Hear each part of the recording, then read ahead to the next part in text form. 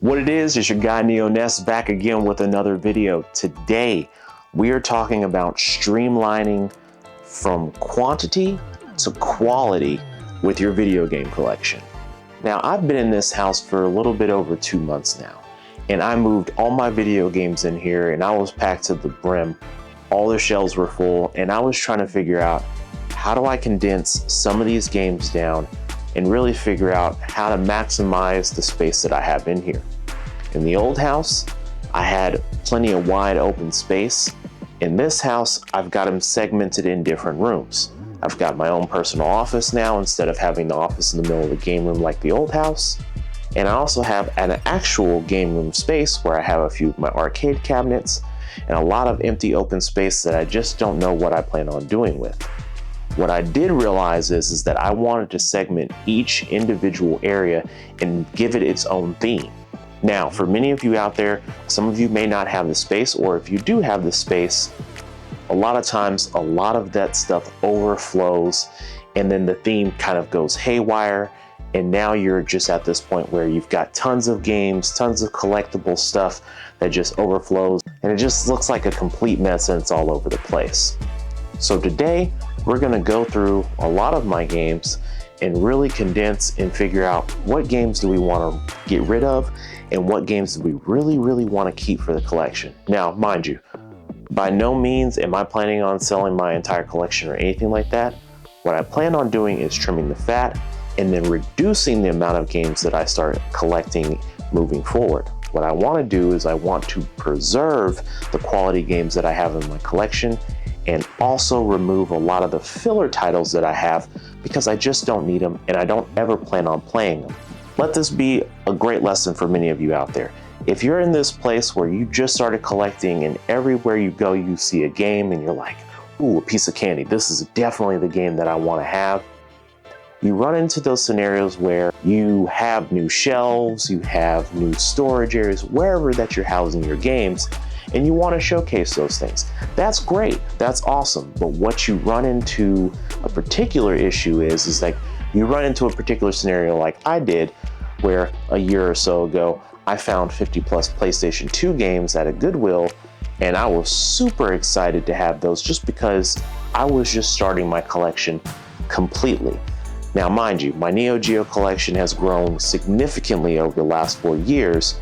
However, that is a particular console and a particular portion of my collection that I don't ever plan on getting rid of. It's really funny though, because when I first started this collection, I didn't really think I was going to accumulate as many games as I really thought I was. I'll tell you this, over the years, I've accumulated multiple consoles. I've had Sega Saturn, Sega Genesis, Sega Master System, PlayStation 3, all these things. I've had tons of consoles, and I'll tell you this, the Saturn and all the games are gone, the Master System's gone, half of my Genesis games are gone, and all of my PS3 consoles and games are gone.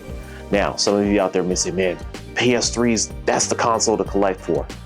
Well, PS3 was my least favorite PlayStation out of the bunch, and I wasn't too fond of a lot of the games that were on the PlayStation 3, so I don't have any nostalgia for collecting PlayStation 3 games. However, PlayStation 2, on the other hand, and PlayStation 1, I absolutely fell in love with when they came out. So those are going to be games that I keep. However, this is where we come into the particular scenario here. I've got a table filled with games. A lot of them are PlayStation 2 games, PlayStation 1 games, few Super Nintendo games in the box, and then a collector's edition. Now, I've accumulated a lot of these games through tons of different means. GameStops, Walmarts, clearance sales, thrift stores, Goodwills, and I got them for a very cheap price. And mind you, a lot of these games are filler titles, they're not bangers. And a lot of the bangers that I had that I probably would be willing to trade, I got rid of last year because I was trying to find a Neo Geo game and I needed money quick. So for many of you out there that are thinking, well, how do I do this? What should I go after?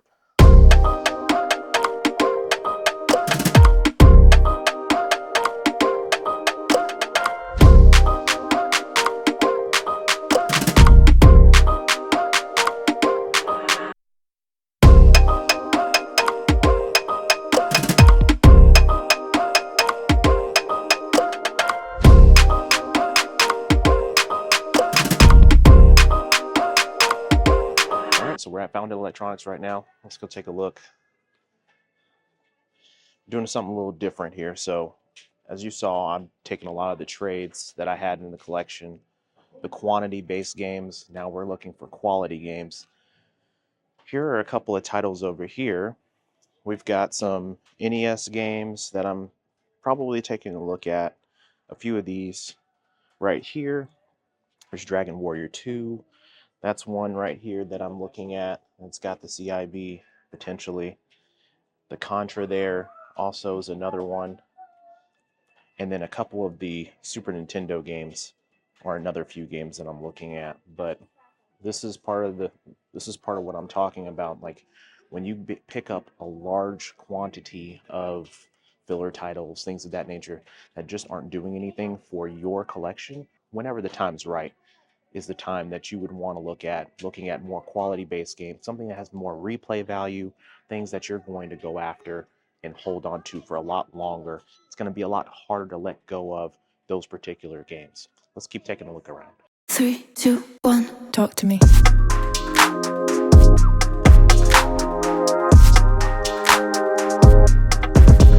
Okay.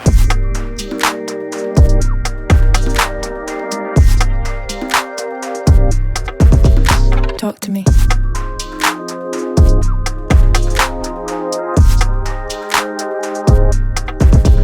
Okay.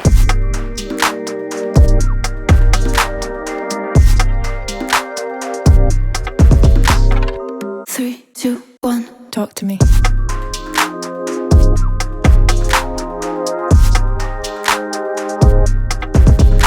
Okay.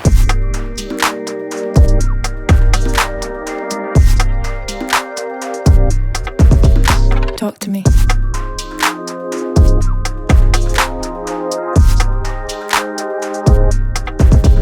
Okay.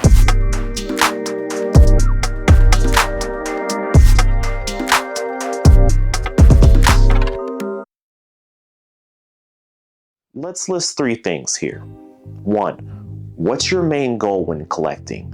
What is your overall milestone, your end goal? What do you plan on doing? Do you want to just have a variety of games? Do you want to have games from your childhood? Maybe you want to complete a set. Write those things out and set aside steps, goals, milestones through that process so that way you don't fall off the hump and you don't risk the possibility of running into a scenario like I did where you're just buying any and everything for cheap, or you may be spending a couple extra bucks for a certain item just because you saw it there and you don't normally see it. A lot of collectors fall into that habit, and that's why we run into the scenario where we have tons of games that sit on shelves, collect dust, and we end up playing our 5 or 6 select games, or we may end up playing these eventually, just not in the time frame of in the space and pace that we usually buy these games. So that's number 1. Number 2, are we looking to just have every single game for a particular genre? Are we looking for all the fillers? Are we looking for subsets, variants, things of that nature? Perfect example, with Xbox, I had platinum hits. For others, they may have greatest hits from PlayStation. And the list goes on. However, do you really need to have a subset of the same game that you already own? Maybe so. Some people would probably argue, graded games, why do you need those? It's sealed, you can't play it. Those games need to be played. But let's be honest here, folks. Who's going and unwrapping a sealed game unless it's a brand new game that just came out? A lot of folks that come across sealed games that are older, from the PS2 genre or era or whatever, they're generally leaving them sealed. So let's really be truthful here. It's not hurting anything. There's tons of different ways to play these games on tons of different platforms, whether you're downloading or emulating them. So that really shouldn't be the issue anymore. Now, number 3, we come to the real coup de grace.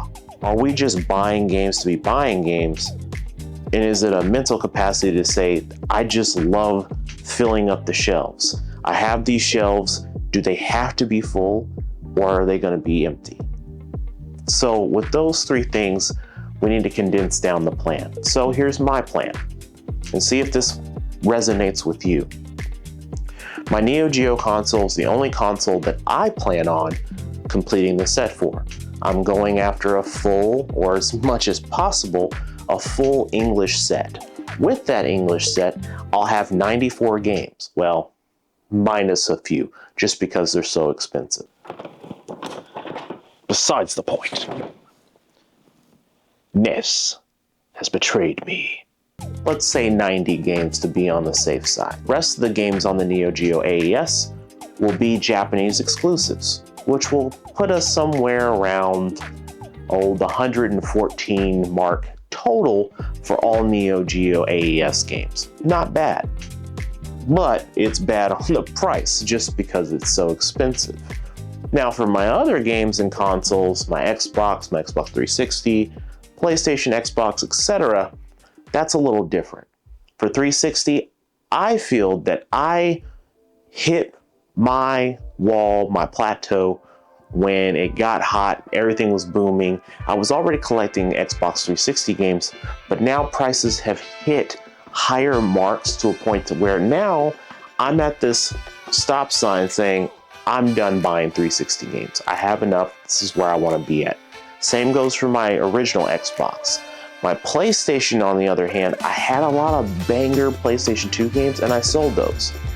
Do I have any seller's remorse for getting rid of those games? I don't. However, the filler titles, I am more than willing to get rid of. So what are the games that I want to continue getting? Well, there's a handful of Super Nintendo, a handful of Sega Genesis and Nintendo 64 games that I still want to go after, and of course my Neo Geo collection. So that means less quantity of games that I have coming in means that that's going to give me and leave me some space in my game room. Also, that's going to give me a really good sense of where I feel my end goal is going to be for my collection.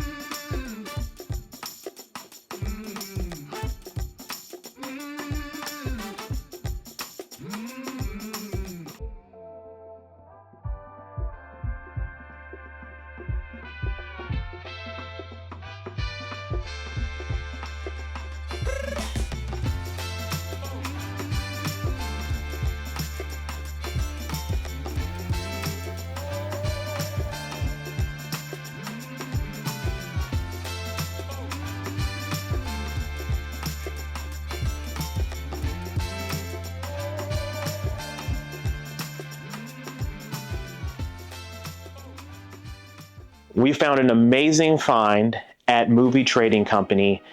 Two amazing finds at Movie Trading Company. Same day. So the day we went to Founded Electronics, and shout out to Founded, I did find Fist of the North Star CIB on NES, and this is in the collection now. I've been looking for this game for a while. I had an opportunity to pick it up a while back, but it was just way out of the price range with trade. Even it was priced really well at Founded, and with trade, I mean, it was a no-brainer. So I used some of the trade money for this game and for the Dragon Dagger. For those of you that have been following my channel for a while now, my origin story is wrapped around the Dragon Dagger, because, and shout out to my mom for turning me into a gamer. It's because of her. The whole reason why I got into video games was because of her. Pac-Man, I remember it. It was a summer day. Green Ranger on Power Rangers, Tommy the Green Ranger was all the talk. Everybody was talking about the Green Ranger. He bodied every Ranger in the Megazord when he was working for Rita Repulsa, and then he goes good. But I remember when this toy came out, and I asked my mom, I was like, Mom, I have to have a Dragon Dagger. I need it. And she's like, you beat my highest score in Pac-Man. You can get it. What? I, to this day, haven't beaten that score. I've gotten really close, but I haven't beaten it. So this is a huge milestone for me with obtaining the Green Ranger Dragon Dagger. Now, mind you, this isn't the super original. This is like the Lightning Collection version of the Dragon Dagger, but it's mint, it's clean, it's never been opened. I will eventually open it. I mean, you gotta play the flute. You have to. So I'll eventually open it. I'm just not gonna open it for the sake of this video today. And then right down below in the glass case, I see Terry chilling there. So shout out to Movie Trading Company, one of the managers there. He's like, how long have we had this? I'm like, dude, I don't work here, I don't know. And he's like, let me check. He's like, man, we got this in last year. He hooks me up with a discount on it. So shout out to Movie Trading Company on the Terry Bogard, because that was an amazing find. But this takes us back to a couple of things. Don't always think that condensing down the quantity and then moving into something else from in terms of quality has to be a game. We're all gamers, we're collectors, we're all of these things. But get the things that mean something to you. You all know I'm a big Neo Geo guy, of course. So Terry makes perfect sense to have in the collection, showcase, chilling, somewhere in this game room. I'll find a place for him. And then the Dragon Dagger, that's like my childhood milestone finally completed. I mean, all the conventions I've been to, all the toy stores I've been to, I never even noticed a Dragon Dagger all these years. The one time I saw it, I couldn't get it. So this is the first time in over 30 years that I've seen a Dragon Dagger live. Never bothered to look on eBay for one, never bothered looking in Facebook groups or anything like that. So this is the milestone for me.